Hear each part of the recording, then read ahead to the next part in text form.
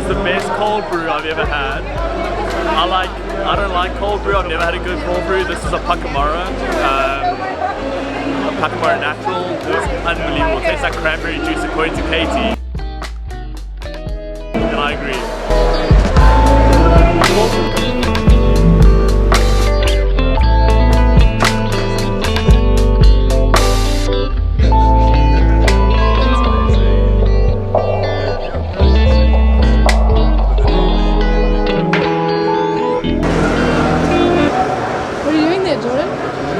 Hydrating.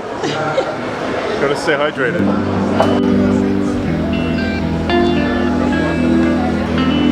I have not presented or prepared a slideshow.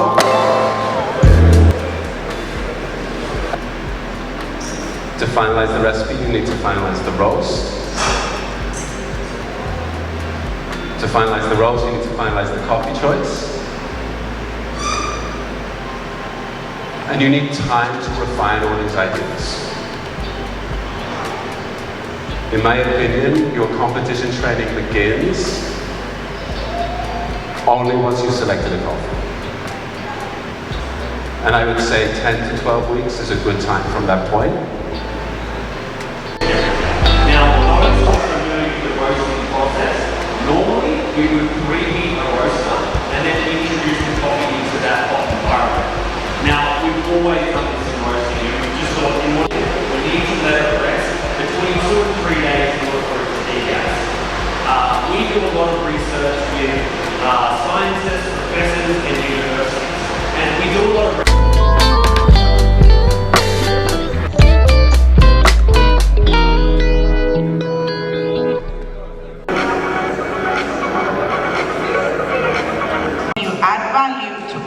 yourself and the value.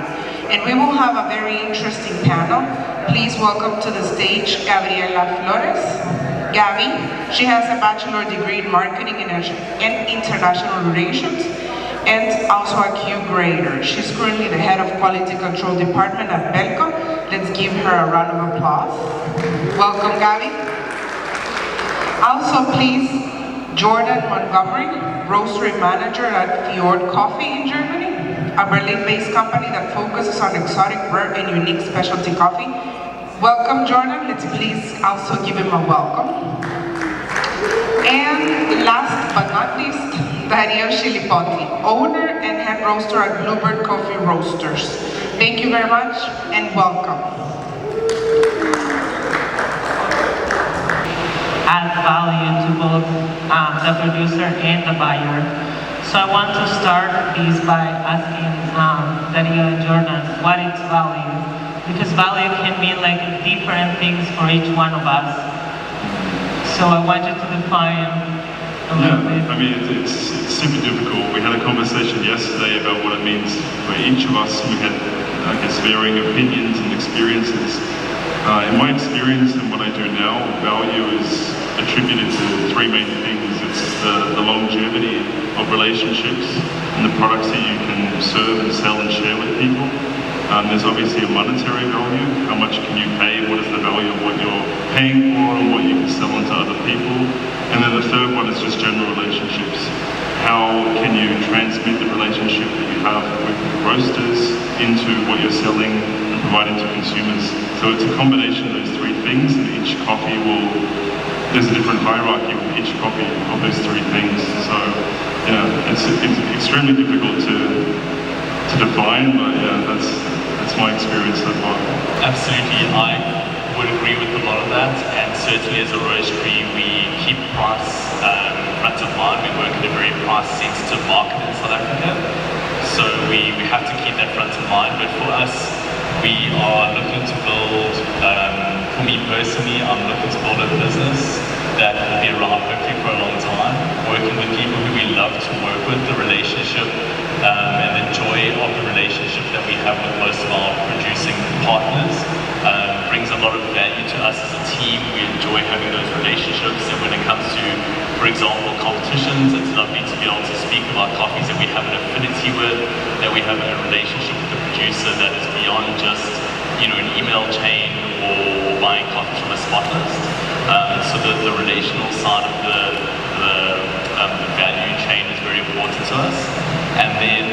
course, we're looking for consistency. We want to know that every year we can buy from the same producers, we can expect a certain level of consistency, and that we're going to find value in that. So I would say for us, it's very much starting the year with a list of producers we know we're going to work with, finding the coffees from them that we enjoy working with, and we have that trust and that loyalty from them to us, and vice versa. That adds a lot of value to our program.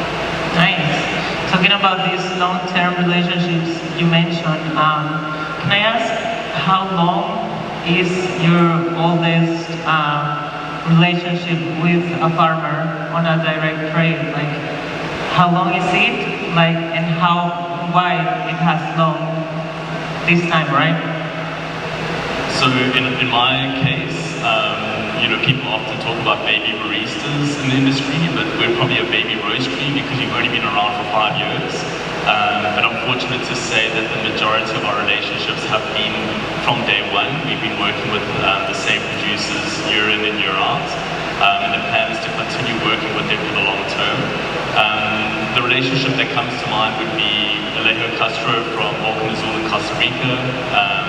A relationship that I believe has been mutually beneficial to both Alejo and to us as a roastery. And the reason the relationship started is through credibility. In South Africa, we're a long way from everybody. Certainly in Central America, we're a long way from here. It took us 35 hours to get you traveling from South Africa. So it's not easy to just jump on an airplane and go visit a bunch of producers and see who we want to work with. So the credibility that Alejo had as a producer gave us that initial trust to start working with them. But the relationship has continued because of a shared interest, shared values, and consistent quality and value. We pay a good price for his coffees, but we always feel like we're getting more than what we paid for. So to communicate the economic value of the products in the cup is quite difficult to do from a pure cost perspective. The easiest way for us to sell coffee and to add value is to actually talk about the quality in the cup or something that people can relate to. And that definitely comes down to the story, which we talk about all the time, telling the story. And I think that in the industry at the moment, we're seeing a lot of roasters telling the exact word for word same story from the same producers, but it's just information coming from an exporter or an importer. It's not a genuine connection. And I think that through a genuine connection, we can tell the economic story better, but we need time with that same coffee, if that makes sense. Yes, totally. Whether it's a huge lot that someone's producing into micro lots, having the information about what's gone into the economics and costs and investments that have gone into each product, the more that we can take on that story and communicate to customers, it adds value not just economically in the price that we put on a bag of coffee. It adds value in the community, more people, how they understand coffee. Like you say, most consumers don't understand that coffee is a fruit, which is really unfortunate.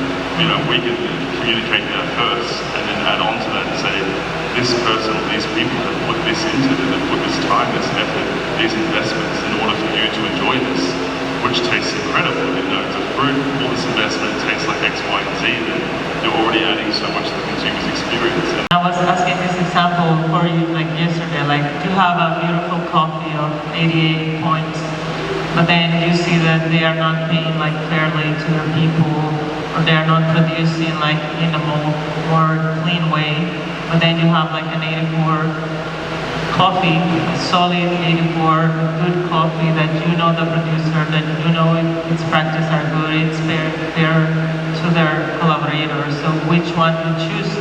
It goes all the way only to quality, or what are the things that really matter and make value and make a difference in a table that you have a lot of 88s, 84s, 89s, right? I think Dario will have a more comprehensive answer than I will on this topic because he's a business owner who's also roasting all the time. Is going and visiting producers, cupping and tasting every coffee. I have a little bit more of a step back, but it's still involved with the cupping and the buying of coffees. And I can say so plainly, between these two coffees on the screen here, I would 100% of the time take a lower scoring coffee that that's consistent, that I can get more of, that has a higher social concept, environmentally friendly, that I can get large volumes of every day of the week, every year I will pick that coffee. If I get an 89 or 90 point coffee, then I can get one bag at one time, or that I don't know who it's from, or that it was produced in a way that's environmentally damaging. No thanks. And I think that would surprise many people. They think that roasters attribute a cupping score to the entire value of a coffee. Not at all. We want relationships, we want consistency. We want to be able to produce something over and over and share it over and over again. I would completely agree with that, and I think that, I believe that our businesses are an extension of our personal beliefs, and I think that it's important for us to know what we are prepared to do in order to be successful in business and what we aren't prepared to do. For me personally, I would definitely say coffee number 2, and I think that most people would like to say coffee number 2, but the reality of the situation is that sometimes as buyers we don't have the information. So if it was transparent that coffee number 1 is actually being produced in an unsustainable way, that we will never have access to it again, but the coffee tastes amazing, definitely I would not buy the coffee. But I think in many cases we don't actually have access to that information. The reason why I feel compelled to work with the same people over and over again year after year is because we can get to learn and to trust more about the producers' businesses and their practices, and through that trust we can then invest in the loyalty. But I think in this scenario, if transparent, I think most people would choose coffee number 2, I would hope. But as I say, the transparency is sometimes a little bit of an issue.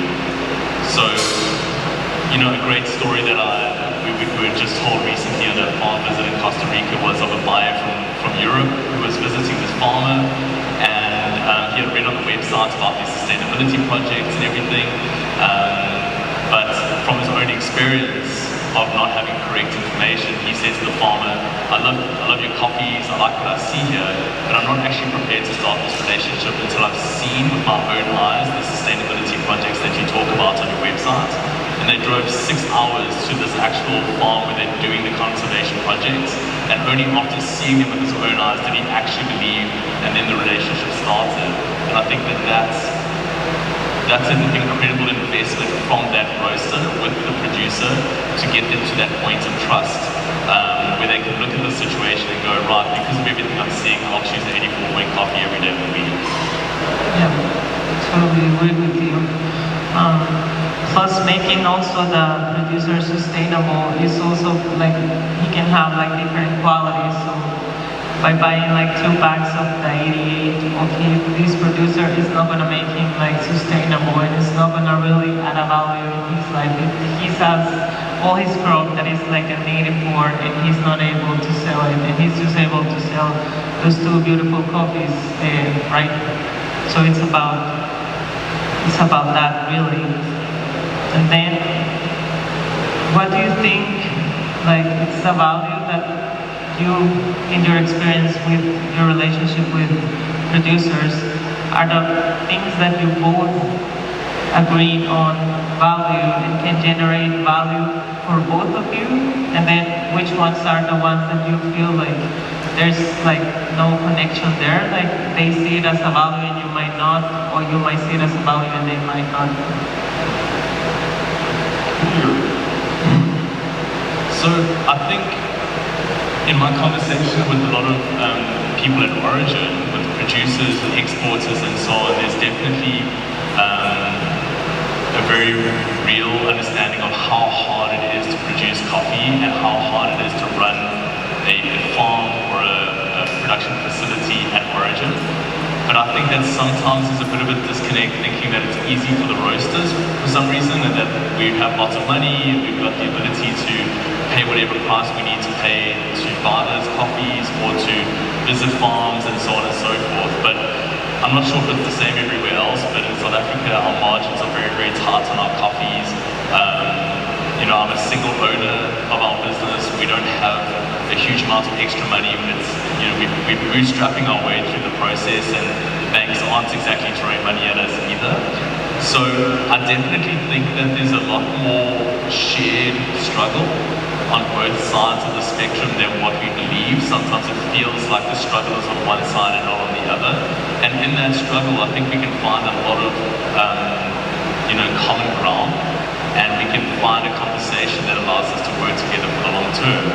I'm definitely looking for producers who share our values for sustainability, share our values for quality, and certainly as a roastery focused on small competition style coffees or microlots, we have a certain style.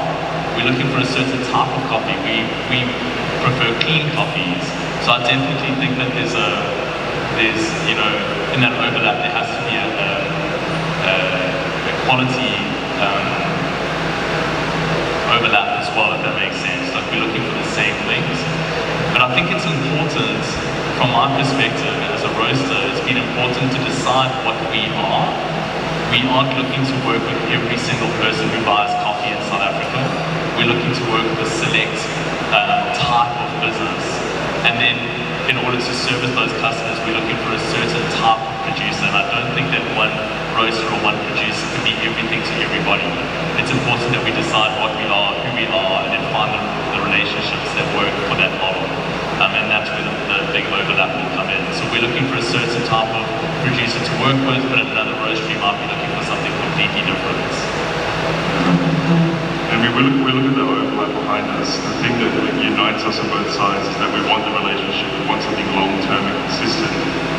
And we do want the same things but on opposite sides. And like you say, there's often a connection there. We both, on the roasting side, producing side, we want recognition.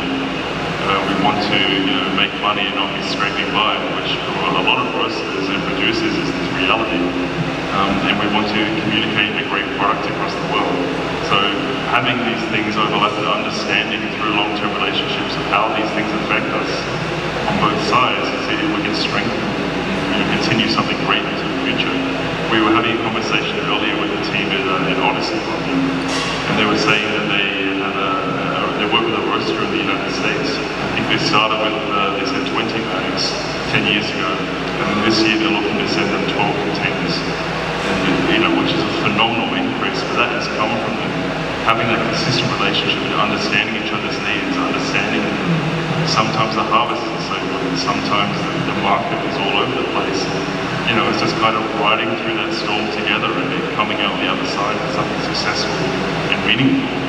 So I mean that's what these long-term relationships and really active communication give to us. Yeah. It's not a WhatsApp every 12 months. It's maintaining a friendship, really. Yeah, definitely. It's about communication, about the producer communicating all the attributes of this coffee, not just like quality, but everything else, the story behind that coffee. And then you communicating that to your final customer, and then he being able to pay a higher price because the value of this coffee. The quality should come first, and this number that someone else has assigned to it says that this is better than that. Well, I'll make my own assessment of it. As someone in a business and someone who's in a certain community that values certain flavor profiles, then it's a valuable tool. It's an indicator. That's what a cupping score is. I think people have taken it too seriously for too long. Any inputs? I concur.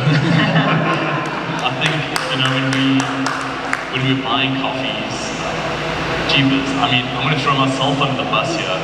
I'm probably a really bad person to have in a cupping room with a group of Q graders evaluating coffees, because I don't score coffees in my own roastery the way that the SCA teaches, because it's completely irrelevant to me. I'm not a green buyer for a multitude of different businesses. I'm a green buyer specifically for my business. And at the end of the day, I'm going to buy the coffees that I like to drink. I'm not going to buy anything that I don't like to drink. So regardless of the score, we'll buy what we want to serve and what we want to drink and what we want to share with people. And we know that we're paying a good price for our coffees. We're putting all of our FOB prices on our website. So from a business perspective, I feel like we're ticking the boxes, as lame as that might sound. We feel like we're doing a good job by the people that we work with. So if I choose choose a coffee that's got a lower cupping score than another coffee, it's my decision at the end of the day, and it doesn't really affect anybody else. So I completely agree with you. It should always be like cupping score plus personal views, and that's actually the value that we place on the coffee at the end of the day. I think if anything, in my experience of Fuel, we use cupping score as a calibration tool between the staff. We all do our assessments separately, and then we look at the scores and go, okay, you're a little bit off. Why are you a little bit off? Why are you not calibrated with us? But we never look at a table and go, oh, that one was the highest scoring between the three of us, therefore we'll purchase that one. It's never worked like that, and I hope it never will. I took a trip back in 2018 to Australia. It's a long way. Yes. From my farm, a very long way. I had a backpack full of samples. I had a great time, loved the wine, all that good stuff. I couldn't strike a deal, right? I couldn't build that relationship. Like there's no perfect magical formula for a long-term relationship to work. And sometimes me as a producer cannot be getting what I'm expecting of this long-term relationship. Maybe I feel like I'm not having a fair price. Maybe I wanted to grow with you and we talk about growing and I'm not growing. Maybe I find someone else that aligns more with my values and where I want to go. Maybe I want to reach other markets, and that's allowed. Me as a producer wanted to reach other markets. And speaking of producers, I don't think it's a question that they get asked that often. It's like, why are you doing this? The obvious answer might seem to be because my parents had this farm, or because that's what we do. But we're seeing increasingly a lot of second or third generation producers are now saying this is not profitable, this is not good for me in the long term. So for those who are still doing it, I want to know why they're doing it. Whether they have a 150-year history of their family on that farm and it's so important to them. Or maybe they go, I don't care if I'm not making that much money, I'm going to make this better. Yeah, so I think a lot of the same, like cup quality, missions and values, they align, that the price is something that's not going to make us broke, or that makes everybody happy. But yeah, for me, a why is always very high at the top of the list. It doesn't need to always be that philosophical, but I think that's something that's often overlooked. I think it should be talked about more. And then he also did another question that was a little bit more focused on the producer, on why long-term relationships do not work.